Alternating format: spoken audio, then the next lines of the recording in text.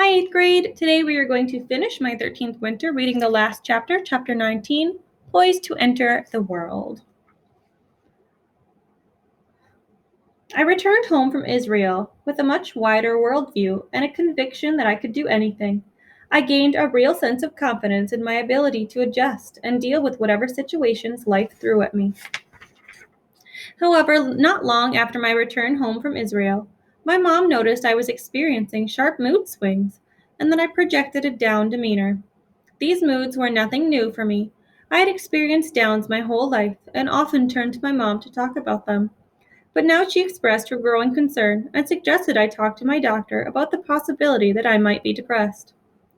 My doctor asked me some questions and prescribed an antidepressant.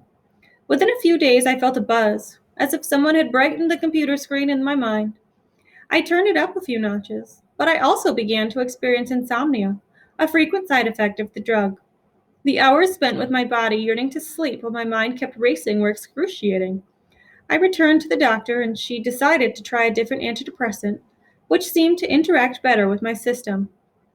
After being on medication for 6 weeks, I began to notice a remarkable difference in my life. My anxiety level diminished almost completely. Suddenly, I felt comfortable doing things I never had before, such as shopping and driving my car. I discovered firsthand the difference between being sad and being depressed. I discovered that I could feel sad and keep it in perspective, moving on with my thoughts and life rather than getting caught up in a spiraling cycle of anxiety and despair. Before, when I felt sad or down, it was all consuming, immobilizing. Now I could respond, adapt, move forward, keep it in perspective. Looking back, I have come to believe that I was probably depressed most of my life, and at least since fourth grade. Like the glass shower door in a soap scum commercial, my life before antidepressants was coated with a heavy gray film that colored everything, even my good times. Now the film had been washed away. My life appeared clear, bright, and in perspective. I was still the same person, but more balanced and relaxed. That semester in Israel had given me a needed break, and I returned to college for my senior year, feeling more mature and confident. I reconnected with friends and jumped right into activities. There was an urgency about final year. Plans for after college loomed on the horizon, and finishing the final load of work for that year was challenging. Nearly all of my classes were 300 level seminar courses and were reading and writing intensive. I really noticed the benefits of antidepressants one night early that fall. Several friends and I decided to go to a concert in a neighboring town. We were early, so we split up to do some window shopping. It began to rain, so the friend I paired up with and I stepped into a nearby restaurant and sat at the bar to wait for others. I was shocked when I sat down in the crowded bar and wasn't gripped by any feelings of fear and anxiety or insecurity.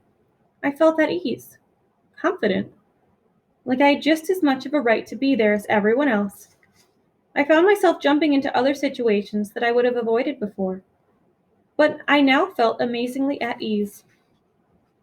I went to concerts and cheered with the rest of the crowd, always surprised to find myself hooting and hollering with everyone else, letting myself get carried away in the moment, feeling normal and natural. I didn't have to work at having a good time, because I truly was having a good time. I also felt much more comfortable in my friendships. I was better able to cope and roll with the punches in my relationships. I felt less needy and dependent. By second semester, I was completely ready to be done with college. I felt like I would never finish my final papers and projects, but the day came when I did. I was going to graduate from Mount Holyoke with a credit to spare, and to my surprise, with honors. Classes ended, and most of the seniors left campus for the 2 weeks in between the end of classes and graduation. Michigan was too far away to travel, so I stayed in my dorm rooms, waiting for my parents to arrive. Campus was all but empty during the days I was there waiting. A few seniors had stayed, those whose homes were distant, but for the most part, campus was quiet and deserted, which gave me a unique opportunity to say goodbye. I went from room to empty room one night in my dorm, looking at all the rooms I would never inhabit, checking out their closets and desks, looking out at their view. Then I slipped out of the building and took a walk around campus. I had often done this at night, but tonight campus was more empty and quiet than I'd ever seen it. I felt like I was the only person left. Graduation week arrived at last, brimming with old college traditions that mark this rite of passage for Mount Holyoke women.